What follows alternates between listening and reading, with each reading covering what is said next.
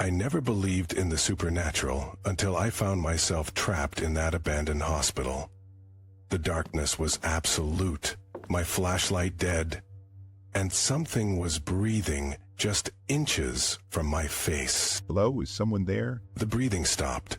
I froze, my heart pounding so hard I thought it might burst through my chest.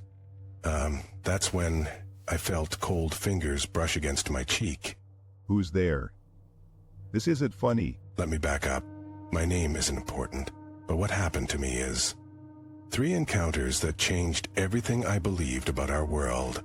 This is the first. I'm an urban explorer. I document forgotten places, abandoned buildings, old factories, places with history.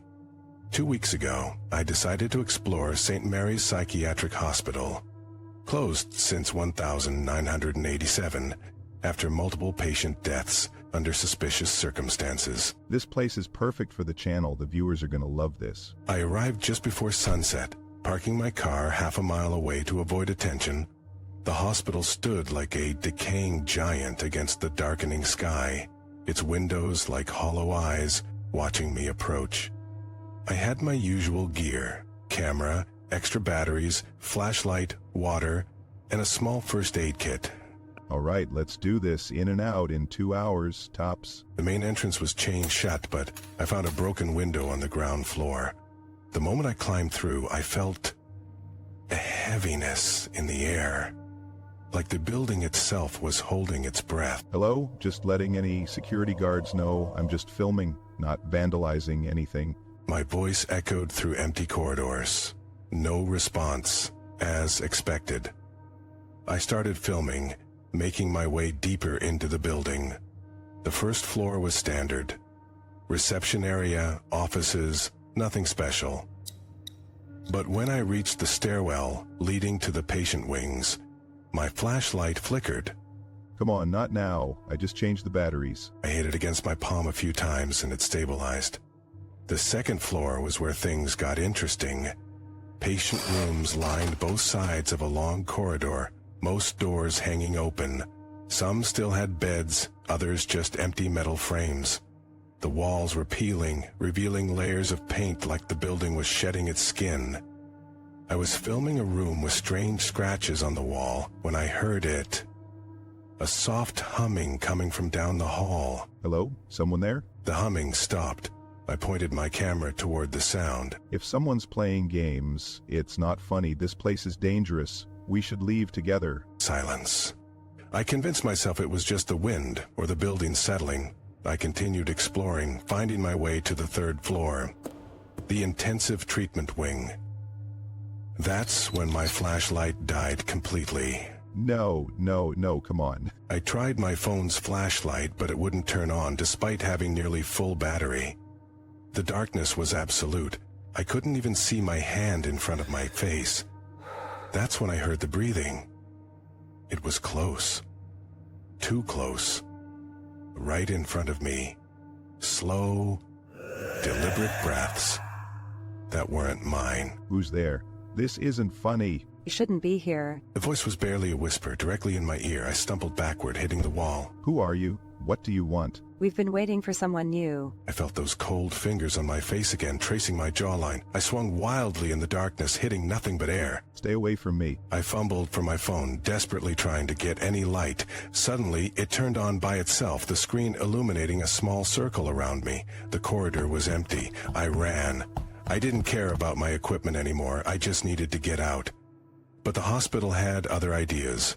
Corridors I'd walked through earlier now led to different rooms. Stairwells ended in walls that shouldn't exist. I was lost. After what felt like hours, I found myself in what appeared to be an operating theater. Ancient equipment still in place, restraints hanging from a rusted table. My phone's light caught something on the floor. A patient file. I picked it up, and as I opened it, my phone died again. He's perfect. Just what we need. Yes, young, strong. He'll last longer than the others. Different voices now coming from all around me. I dropped to my knees, hands over my ears. Leave me alone. What do you want from me? Just a little piece of you. That's all we ever take. I felt something sharp press against my back, between my shoulder blades. Not a knife. It felt like a needle, large like the kind used for spinal taps. Please, no. The pain was immediate and blinding. It felt like ice was being injected directly into my spine. I screamed until my throat was raw. Then, as suddenly as it began, it stopped. My flashlight flickered back to life. I was alone in the operating theater. No sign of anyone. But on my arm was a hospital bracelet that hadn't been there before. Patient 437. I tore it off and ran, somehow finding my way out through a fire exit I hadn't noticed before. I drove home in a daze. When I finally checked my camera footage the next day, there was nothing unusual, just empty rooms and corridors. But at the very end, just before the recording stopped, there was a frame of a woman in a nurse's uniform standing directly behind me, holding a massive syringe. That was the first encounter. The second happened just 3 days later.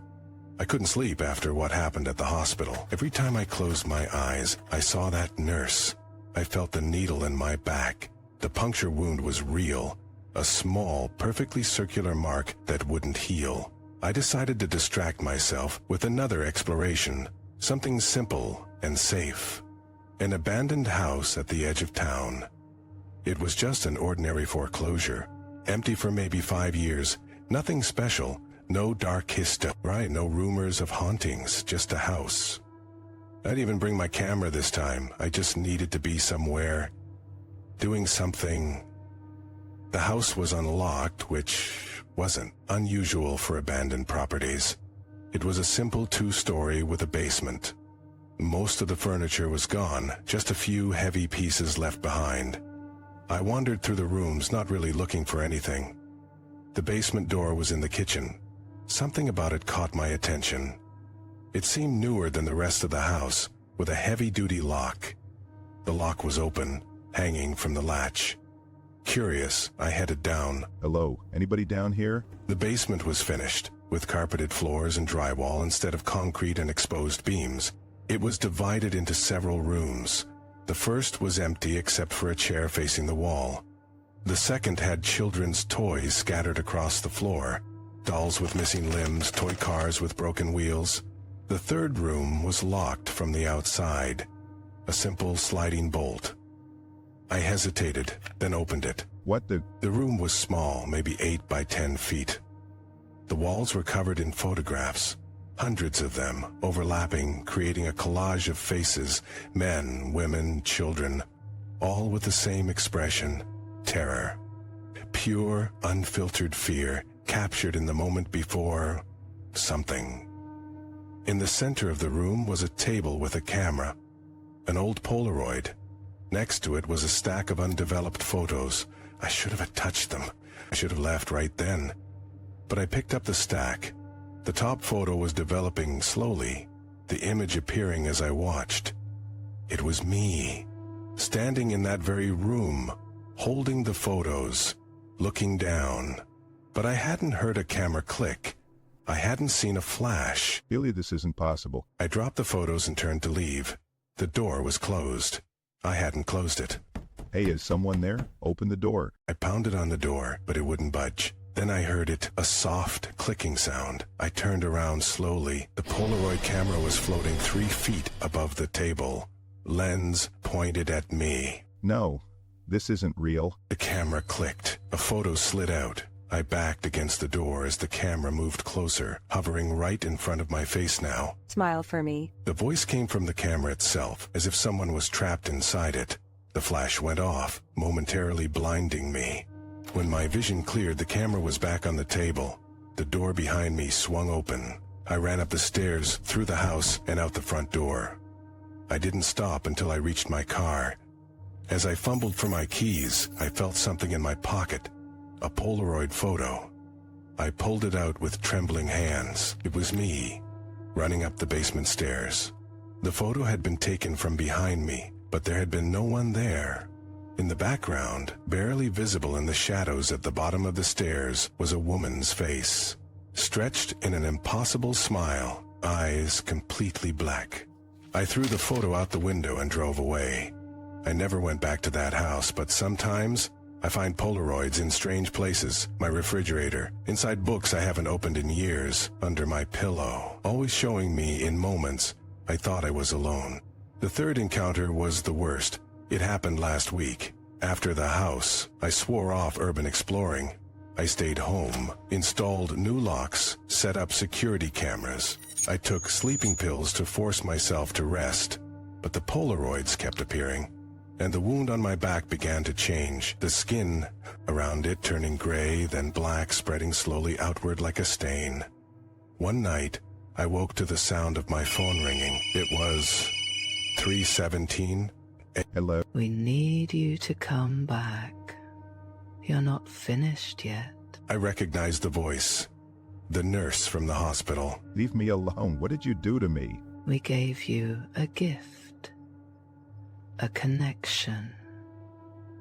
But it's not complete. You need to come back. I hung up and threw my phone across the room. It immediately rang again. I unplugged my landline. My computer turned on by itself, the screen showing a video call coming in. I unplugged everything in my apartment. Still, the ringing continued, coming from inside my head now. I covered my ears, screaming to drown it out. Then I felt it, something moving under the skin of my back, around the injection site, something pushing outward. Oh God, what's happening to me? I ran to the bathroom, twisting to see my back in the mirror. The black area had grown to the size of my palm. As I watched, the skin bulged outward, then split open. Something thin and black emerged, like a thread or a hair, but thicker. It grew as I watched, extending several inches from my back. I tried to grab it, to pull it out, but it whipped away from my fingers with deliberate movement. It was alive. More threads emerged, pushing through my skin. I fell to my knees, the pain unbearable. That's when my bathroom mirror changed. The reflection wasn't my bathroom anymore. It showed the operating theater from the hospital. The nurse stood there, smiling. The connection is almost complete. We can see through your eyes now. Feel through your skin. I smashed the mirror with my fist. The glass shattered, but each piece still showed the same image. The nurse, now joined by others in hospital gowns, all watching me with black eyes. You can't break the connection. It's part of you now. I ran from my apartment, not bothering with shoes or a coat despite the winter cold. I just needed to get away. I drove aimlessly, the threads from my back now long enough to brush against the car seat. I could feel them moving, twitching like insect legs. I found myself on a bridge over the river. I stopped the car and got out, standing at the railing. The water below was black in the moonlight. I thought about jumping, ending whatever was happening to me. Is this what you want? For me to kill myself? The wind carried no answer, but I felt the threads on my back stretching outward, reaching for something. I turned around. A woman stood there. Not the nurse, someone different. Her eyes were normal, human. Are you okay? Do you need help? She was a stranger, probably just a concerned citizen seeing a man on a bridge in the middle of the night. But as she approached, I felt the threads on my back quiver with excitement. Stay back.